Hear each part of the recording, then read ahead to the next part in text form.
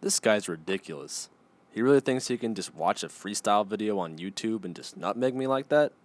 No way, man. This guy has lost his mind.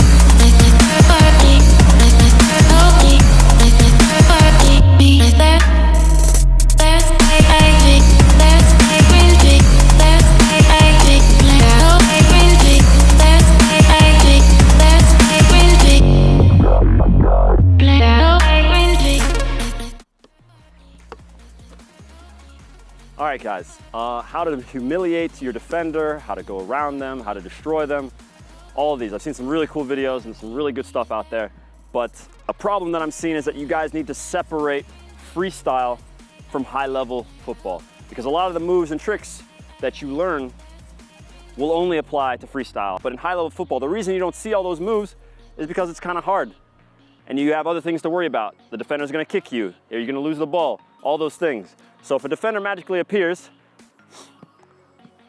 with this sick moonwalk, and he's right in front of me, and you try, finally, all of these moves that you've been doing, all of this stuff, and you think you're gonna do a Zika into a backflip, into jumping around, and your defender's just gonna go, it's not gonna happen, all right? And that's why you need to know the principles of why and how you can put the ball through somebody's legs, and that's what we're gonna look at today, all right? All right, so there are a couple things that you guys actually need to know in order to humiliate a defender and really set them up for a move, all right? What we call this is maybe a 50-50 ball, but what I know is that I'm gonna beat him to the ball. And what happens is, as we both go to rush, he tries to stick his leg out, that means I can just poke it right through. Now, why am I showing it to you like that?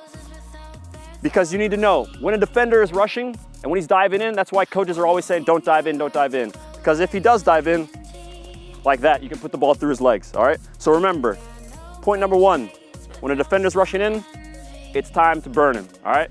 Something you need to understand just about humans in general, when we stop, we never stop like this.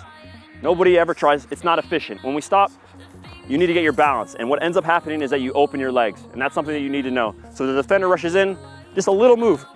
That means that I can put the ball through his legs, all right? Now, there's all sorts of stuff that you can do.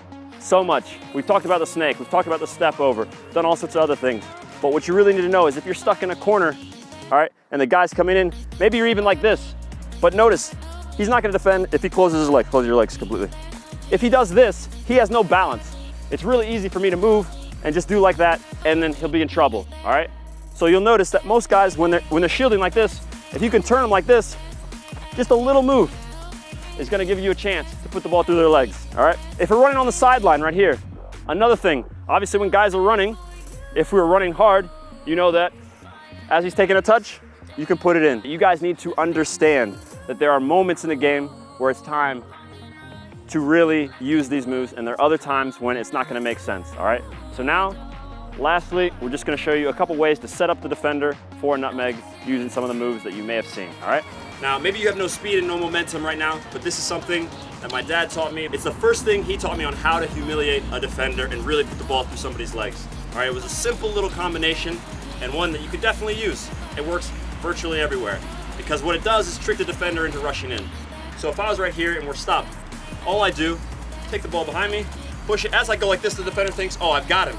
He's gonna come rushing in. And as he comes rushing in like this, he reaches, and now the ball can go through his legs, okay? So once again, nice and slow, the setup, if you look down at my feet, behind me, I just take a touch here. Once I take this touch, the defender really thinks, and you gotta be quick, just like that, all right? That's gonna give you a huge advantage. So once again, with a defender and a little bit of a faster pace, it would be like this, like that.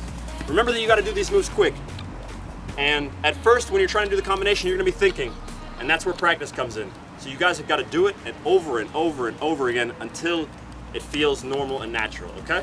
All right, so another way to set the defender up for a sick nutmeg is you can do this on the sideline, but of course you can do it anywhere on the field. It'll really work.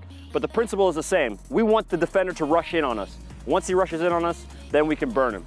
So maybe I'm on the right side of the field, just as an example, maybe I just received a pass, all right? Now I've received the pass and the defender's rushing in. I take my touch there, and then like that. It all comes down to trying to get the defender to bite, trying to get him to dive. Because if he doesn't dive, if I just do this, and he's defending well, and I just try and go, it's never gonna work like that, okay? Most important thing is to get your defender off balance or to get him to rush and dive in. And quickly, it would look like that, and you're in, okay?